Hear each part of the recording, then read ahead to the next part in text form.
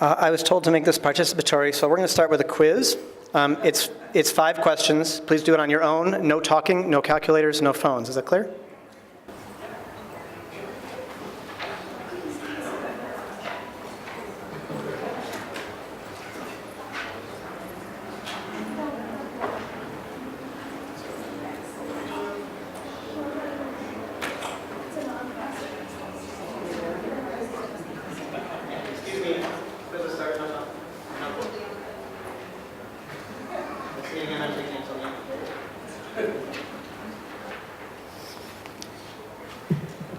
As tempting as it is to give you the entire period to work on this quiz, we probably have some other things to talk about. So let's take a few minutes and see how far you get on your own.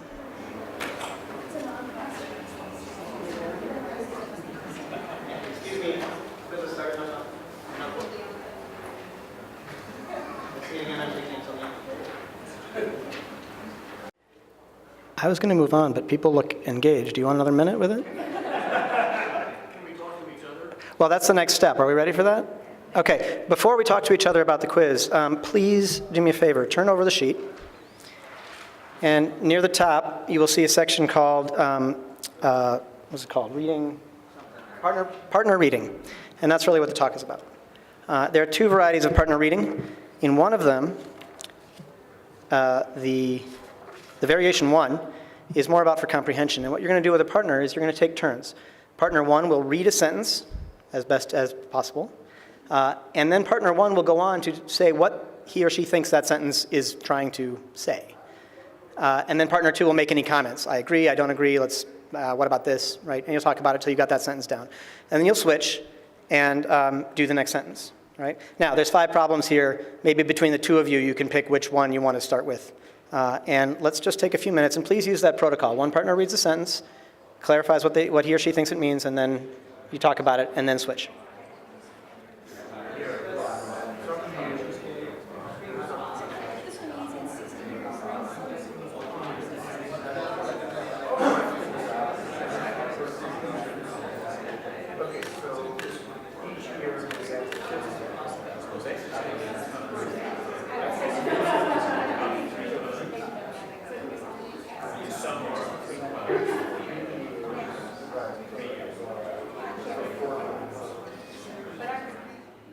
I get just a quick check-in. If you're enjoying this and would like to keep going, please do this. And if you've had enough and want to move on to the next phase, do that. Okay, I'm afraid I got a couple people that want to keep going, and so why don't you just keep going quietly, and we're all going to keep going by moving on. Is that okay? Okay, great. This is just what a room sounds like in a math classroom with a lot of English language learners. People struggling to make connections between words that are on the page and one they've seen before. People using the mathematical background that they have to look at whatever math is in the problem that's not the language and see if they can figure out what must be going on just from what numbers are there or what symbols, things like that. So that's pretty exciting. What I'd like to do next is please take a moment, and we'll do this quietly, to consider, I have 2 questions for you. All right, so just consider for yourself the answers to these 2 questions. 2 broad questions. They each have several parts. So the first kind of set goes like this.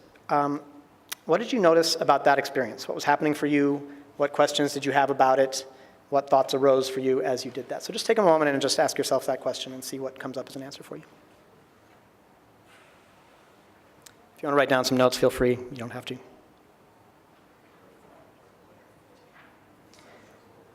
Okay, and the next set of questions I have for you is, and again, actually, for this first step, we're going to talk about it with each other next. So just for yourself, do you do anything like this in your classroom, this partner reading thing or anything related to it? Or might you start to do something like this in your classroom? That's just an open question right now. So just ask yourself that question, write any notes you might have. Does this have anything to do with you?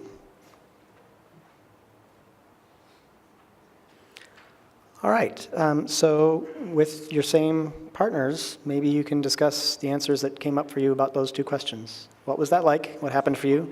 And what does this have to do with your classroom, if anything? Why or why not?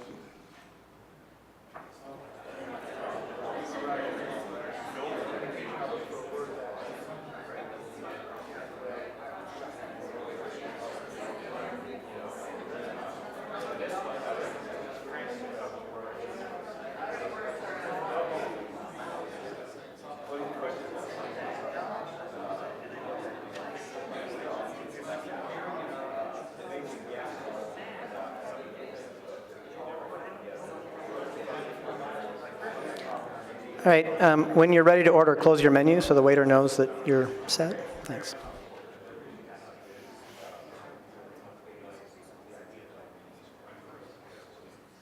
Okay, great.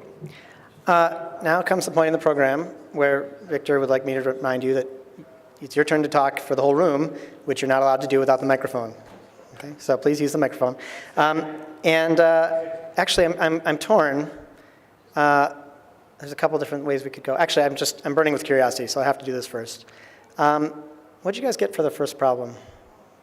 Anybody want to offer? Get the microphone over there. It's in French. Excellent. Excellent. Well done. Yep. It is, in fact, in French. Any other comments about number one? Yeah, Victor.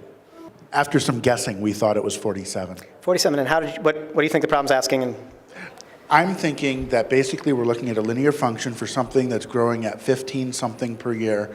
And after, I'm guessing that's 6, because it looks like 6, because the first 3 letters are SIX. But I thought maybe the ending might have been some grammatical requirement. But after maybe 6 years, there are 137 of whatever these things are. And then when I saw premiere at the end, we thought, well, that sounds like the beginning, right? Because the premiere of a movie is when it starts. So I thought in combien is, how many are, and then atil is how. So I thought it was saying how many are there to start with. So using that, I just calculated 47. Calculated down. Great. That all sounds very clear. Did anybody get anything different? I'm Anders Hendrickson from St. Norbert College. I tried to put myself in the position of my students, and so I ignored all the words and just looked at the numbers. And I thought 15 and 137, so we must be required to add them, so 152. Brilliant, yes. All right. Anybody else? Get anything else? Okay. Andreas's response is very typical of what happens in class.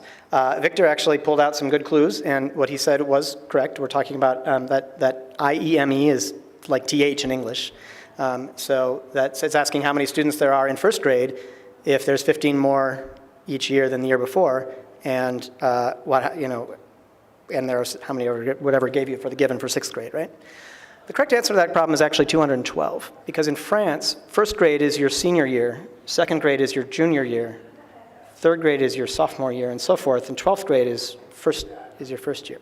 So you've actually got to be adding instead of subtracting, right? And this is what messes up my students all the time. They actually know all the words, because I've taught them all the words, but they don't know about how those words are used in the US, right? So what's helpful is if we do partner reading and I pair that student with a student who did grow up in the US, then that kind of stuff gets hashed out. And you don't have to do it yourself. Well, I can't do it all myself because it wouldn't have occurred to any of you that first grade was 18 years old and about to move on to the next level, because that's just not how it is, right? And it's not how it is for me either. So, and I wouldn't know that a student was coming from France. I might not know that that works the other way in France. So I'd be mystified about why they subtracted, or excuse me, why they added, yeah. Victor, oh yeah, microphone, good man. On the other hand, if you knew enough to know that this had to do with students and grade levels, it makes more sense that you're losing students as you're going on than gaining students. So you should have a larger number at the beginning. That's true, yes. Yes, the more background you can bring to this one way or the other, you might get lucky. All right, so you guys talked in partners about what this was like for you and what this might have to do with you. Can I get just a show of hands? How many of you have students in your classes that are still learning English? Okay, I expected a few. Actually, there's more than I expected, but I have a hypothesis that this might be useful even if you don't have students who are learning English, and I wanted to hear a little bit about whether or not that's true. So what happened for you, and how might you use this? True, and I've never done an exercise like this in class, and it's usually the native English speakers who automatically do it together. They'll be trying to figure out the math terminology, so they'll just be repeating the sentences to each other and saying, I think that this means blah, blah, blah, blah. Is that what you think it means? So that's what I was reflecting on, that I'd seen this happening, I don't want to say all the time, but from time to time. Anyway. Let's see. Paul Forrester, a real quickie. When the Vietnam War ended and we had an influx of Vietnamese students, my Vietnamese students would get together in one corner of the room and talk to each other about how to do the problem. So yes, I have had that, but not typically after that. Yeah, so you didn't, oh, so the ones you had were good in English, and you didn't have that many that didn't speak the language. Great, okay, yeah. Hi. Julian Flair from Westfield State University. If the style of inquiry-based learning that you do has anything like a set of problems that the students work through that you've given to them, or a set of questions or guided discovery or anything like that, reading is always an issue with those students. And so I do a pretty good job of not answering my students' questions, but as I was sitting here, I realized that when they ask me, what is this question asking, I always tell them the answer to that question, and probably shouldn't, and this would be a valuable opportunity to use that. Right, if I'm just hearing what you're saying, on the one hand, the whole idea is you want them to learn to read for themselves. So you don't constantly want to be taking the mathematical language you've chosen for the problem and translating it for them, because we want them to do that themselves. But it's hard. And so maybe there's a way, this or something like this, to help them do more of it by themselves before they can do it completely by themselves. Back over here in the corner, I think. Oh, sorry, go ahead. Phil Hotchkiss, Westfield State University as well. I actually did see this in practice in one of my classes this past semester. I had a student who had emigrated here from Puerto Rico, and while she could speak, she was still learning to read. And so she was always asking, I paired her up permanently with another group of students, and she was always asking them, what did this question mean? What are they asking for? And so she was learning the subtleties of the language as she was going through the course, which was really kind of cool to see. And I've used something like this in my upper level courses in reading math, you know, trying to pair them up and having them understand exactly what Sarah was saying about understanding what the theorem asks for. Interestingly, I don't do it in my lower level classes, which is making me think that I probably should. Mary Shepard, and I have two different experiences. One is I don't have the experience of non-English speakers having problems understanding the general language. The students we see come in with very good, our international students come in. What I do, though, is I do pair them up with American students, because it's the American students that don't understand the questions. Which is really strange, but it does happen for the group of students that I see. And my second comment is that I do research on reading, and it's assuming that they already have English language down. So I brought them in, and when I have students come in and read in pairs, in the sense that one reads and the other follows along in the book and listens and then asks questions and they work together, they do a better job. And I think it's because they have two channels that are being used. The reader doesn't necessarily have the better understanding, but the person listening has the better understanding because they've both heard it and seen it.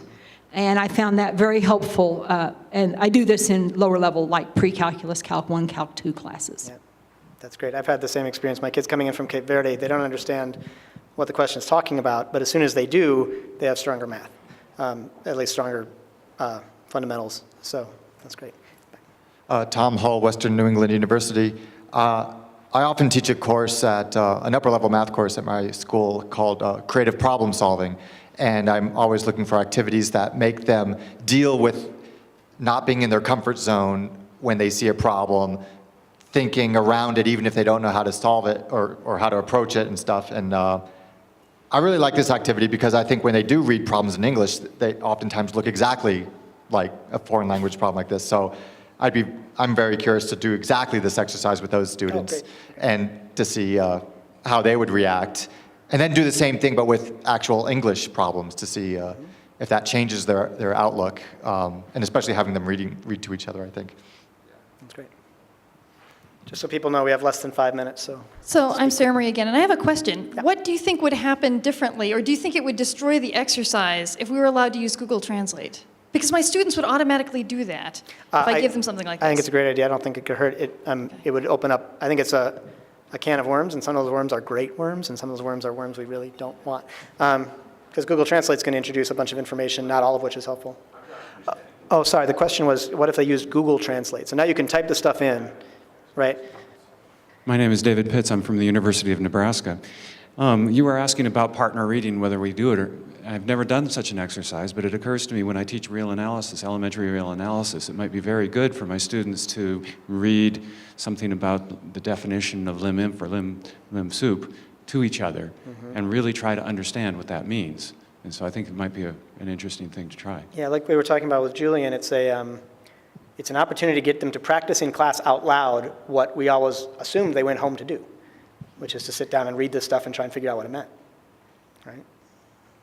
Tom Judson, I actually have observed this, and it was actually at Boston English. And Oh, cool. I was watching a class where two Spanish-speaking students were talking about the problem, and I actually talked to them a little bit about it. But what I think is going on is, like us, students will try and read a problem and fit it into the context of what they know. And what they're going to miss are the subtleties like quantifiers or the cultural things like first grade is the most advanced grade and things like that. And that's where they really need the practice. So we need practice. And an exercise like this slows them down. If they're doing it on their own, they're going to gloss over the problem. They're going to think it means whatever they think it means, and they're going to stop there and either be stuck or move or try and solve their wrong. Thanks. Tom. Hi, I'm Sue Doré from Augsburg College in Minneapolis. I very much want to thank you for letting us do this exercise. It's a pleasure. great way to learn about teaching. It reminds me of some initial training I got when I joined Augsburg. We teach a large number of students with learning disabilities, including reading disabilities. And so being in that position, whether it's an English language learner or a student with a reading disability, having a partner to maybe do the oral version or to help them figure it out is really useful. I've not formally structured this, so I'm going to think about doing that more. And I just appreciate it. I think that's another audience, more a hidden audience sometimes than your ELLs, just to think about that as well. Great, thanks. May I? Thank do we, you. I'd like the last word too, so I don't know if there's. Okay, great. So a couple things. One is there are two problems that we didn't discuss on the front side of the sheet, problem 149 and 172. Problem 149, I'll let you read it. It's from Ted Mahavier's pre-calculus notes. And I was struggling to teach kids what a flange means. And I was drawing pictures on the board, and I'm not a very good artist, and it was bad. And we were spending 10 minutes trying to learn what flange meant so that kids could get their minds around this problem. You don't actually need to know what it means to do the problem, but still, it's hard to. And one kid looked out my classroom window, and he said, "You mean like that?" And there was a big pipe from an air conditioner with a flange on it. And that's the picture I put there. Problem 172, sort of straightforward high school problem, and a young woman from Cape Verde, after talking about this with her partner for a while, came up to me and said, "Mister, what's the difference between midline and midnight?" And if you think about it, midnight is the point of time in the middle of the night, but midline is not the point that's in the middle of the line, right? So it's hard, that's what was tripping him up. Third thing I'll say, and it's the last thing I'll say, is that the way I came to do this was I was forced to take a class on how to teach ELLs, and in order to complete that class, I was forced to try this exercise in my classroom, and I did it, and I was just so happy with what was happening that I did it in my other section that does not have any ELLs. And what happened in both sections was the rate at which problems were being done at the board doubled. There were all of these students that would look at something and either understand it wrong and not know what to do because it didn't make sense because they understood it wrong, or not understand it at all and didn't know what to do because they didn't understand the question. And so they were just not doing it. And so they would watch TV instead or something, right? And so in class, there was a little bit of work on your own that was a little bit, people would get into reading these problems, and as they clarified the question with each other, in some cases the answer became very clear. And so in some ways it was sort of taking away the individual problem-solving experience, but I think it's a worthwhile trade because, like I said, we doubled the rate at which the problems were being solved. A lot more students were having a lot more success as soon as I started doing this. So I now do it routinely when I hand out new problems. And my kids don't acknowledge very often that they like doing things, but they like doing this. So thanks for your attention. Have a great morning.